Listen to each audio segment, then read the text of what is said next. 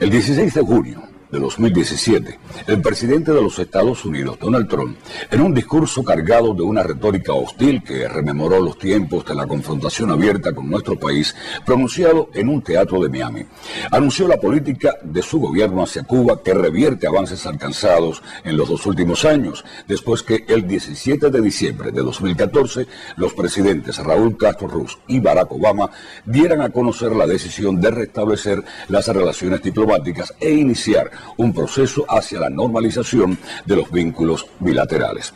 En lo que constituye un retroceso en las relaciones entre los dos países, Trump pronunció un discurso y firmó en el propio acto una directiva de política denominada Memorando Presidencial de Seguridad Nacional sobre el fortalecimiento de la política de los Estados Unidos hacia Cuba, disponiendo la eliminación de los intercambios educacionales pueblo a pueblo a título individual y una mayor fiscalización de los viajeros estadounidenses a Cuba, así como la prohibición de las transacciones económicas, comerciales y financieras de compañías norteamericanas con empresas cubanas vinculadas con las Fuerzas Armadas Revolucionarias y los servicios de inteligencia y seguridad. Todo ello con el pretendido objetivo de privarnos de ingresos. El mandatario estadounidense justificó esta política con supuestas preocupaciones sobre la situación de los derechos humanos en Cuba y la necesidad de aplicar rigurosamente las leyes de bloqueo, condicionando su levantamiento, así como cualquier mejoría en las relaciones bilaterales a que nuestro país realice cambios inherentes a su ordenamiento constitucional. Trump derogó asimismo la Directiva Presidencial de Política Normalización de las Relaciones entre los Estados Unidos y Cuba, emitida por el presidente Obama el 14 de octubre de 2016, la cual, aunque no ocultaba el carácter injerencista de la política estadounidense ni el objetivo de hacer avanzar sus intereses en la consecución de cambios en el orden económico, político y social de nuestro país, había reconocido la independencia, la soberanía y la autodeterminación de Cuba y al gobierno cubano como un interlocutor legítimo e igual, así como los beneficios que reportaría a ambos países y pueblos una relación de convivencia civilizada dentro de las grandes diferencias que existen entre los dos gobiernos. También admitía que el bloqueo era una política obsoleta y que debía ser eliminado. Nuevamente, el gobierno de los Estados Unidos recurre a métodos coercitivos del pasado al adoptar medidas de recrudecimiento de bloqueo en vigor desde febrero de 1962, que no solo provoca daños y privaciones al pueblo cubano y constituye un innegable obstáculo al desarrollo de nuestra economía, sino que afecta también la soberanía y los intereses de otros países, concitando el rechazo internacional. Las medidas anunciadas imponen trabas adicionales a las muy restringidas oportunidades que el sector empresarial estadounidense tenía para comercializar e invertir en Cuba. A su vez, restringen aún más el derecho de los ciudadanos estadounidenses de visitar nuestro país, ya limitado por la obligación de usar licencias discriminatorias en momentos en que el Congreso de los Estados Unidos, como reflejo del sentir de amplios sectores de esa sociedad, reclama no solo que se ponga fin a la prohibición de viajar, sino también que se eliminen las restricciones al comercio con Cuba.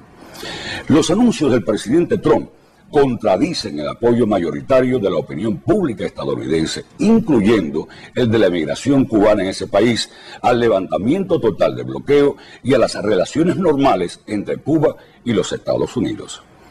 En su lugar, el presidente estadounidense, otra vez mal asesorado, toma decisiones que favorecen los intereses políticos de una minoría extremista de origen cubano del estado de Florida, que por motivaciones mezquinas no desiste de su pretensión de castigar a Cuba y a su pueblo por ejercer el derecho legítimo y soberano de ser libre y haber tomado las riendas de su propio destino. Posteriormente haremos un análisis más profundo del alcance y las implicaciones de este anuncio.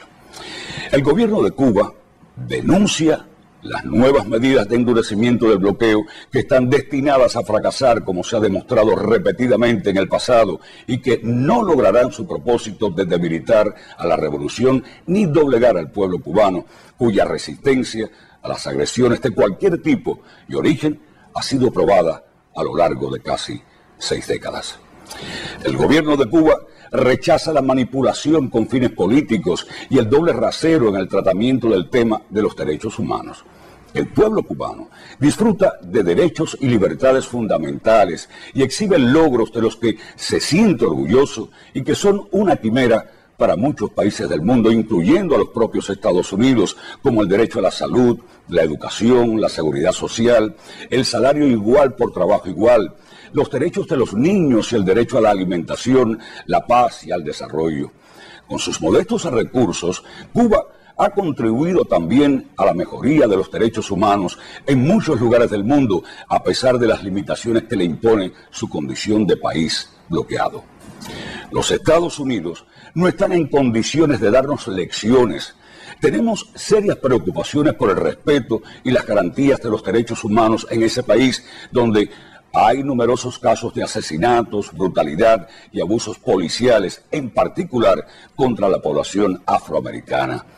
Se viola el derecho a la vida como resultado de las muertes por armas de fuego. Se explota el trabajo infantil y existen graves manifestaciones de discriminación racial. Se amenaza con imponer más restricciones a los servicios de salud que dejarían a 23 millones de personas sin seguro médico. Existe la desigualdad salarial entre hombres y mujeres. Se margina a emigrantes y refugiados, en particular los procedentes de países islámicos. Se pretende levantar muros que denigran a vecinos y se abandonan los compromisos internacionales para preservar el medio ambiente y enfrentar el cambio climático. Asimismo, son motivo de preocupación las violaciones de los derechos humanos cometidas por los Estados Unidos en otros países, como las detenciones arbitrarias de decenas de presos en el territorio ilegalmente ocupado por la base naval de Guantánamo en Cuba, donde incluso se ha torturado. Las ejecuciones extrajudiciales y las muertes de civiles causadas por bombas y el empleo de drones, y las guerras desatadas contra diversos países como Irak, sustentadas en mentiras sobre la posesión de armas de exterminio masivo, con consecuencias nefastas para la paz, la seguridad y la estabilidad de la región del Medio Oriente. Recordamos que Cuba es Estado parte de 44 instrumentos internacionales sobre los derechos humanos, mientras que los Estados Unidos lo es solo de 18, por lo que tenemos mucho que mostrar, opinar y defender. Al confirmar la decisión de restablecer las relaciones diplomáticas, Cuba y los Estados Unidos ratificaron la intención de desarrollar vínculos respetuosos y de cooperación entre ambos pueblos y gobiernos, basados en los principios y propósitos consagrados en la Carta de las Naciones Unidas. En su declaración emitida el 1 de julio de 2015, el gobierno revolucionario de Cuba reafirmó que estas relaciones deberán cimentarse en el respeto absoluto a nuestra independencia y soberanía, el derecho inalienable de todo Estado a elegir el sistema político, económico, social y cultural, sin injerencia de ninguna forma, y la igualdad soberana y la reciprocidad que constituyen principios irrenunciables del derecho internacional, tal como refrendó la proclama de América Latina y el Caribe como zona de paz, firmada por los jefes de Estado y Gobierno de la Comunidad de Estados Latinoamericanos y Caribeños, CELAC, en su segunda cumbre en La Habana, y Cuba no ha renunciado a estos principios ni renunciará jamás.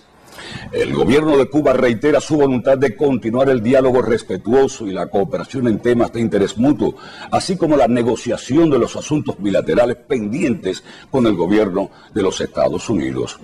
En los 2 últimos años se ha demostrado que los dos países, como ha expresado reiteradamente el presidente de los Consejos de Estado y de Ministros, general de Ejército Raúl Castro Ruz,